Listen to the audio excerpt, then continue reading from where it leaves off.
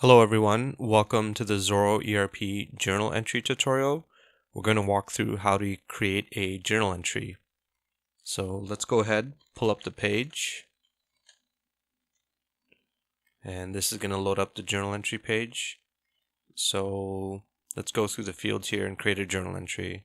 Let's select the posting date here, select 1st of May. You can select the currency of this journal entry. I'm going to leave it as CAD. I can put in a reference number here for the journal entry. Just going to put in a reference. And then you can put a memo here.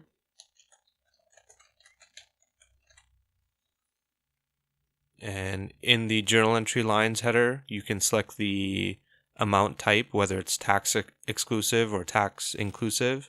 So inclusive means the amount that you put into this field here, that's going to include any tax that you select.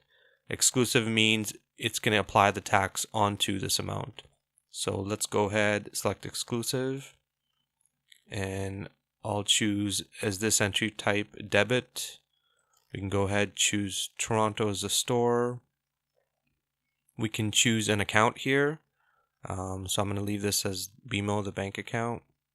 And I'm going to select a tax. Let's put in S. And I'm going to put in an amount here for 10. And that's going to add the line below here. So you can go ahead and make changes here. You can just click on some of these fields, change the account, add a memo, and so forth. So let's go ahead and add one more line. So because this is a debit line, in order to balance it, I'm going to add a credit line. And let's go ahead, choose the account.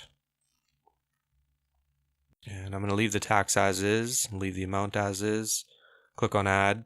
And you notice now that this has become balanced. So the journal entry is okay to save. And again, you can make some edits here. You can remove lines, move lines around. I can select this off if it's an adjusting entry, and I can also select this if you want to create a reversing entry from this transaction. So let's go ahead, click Save, click OK, and the journal entry has been saved.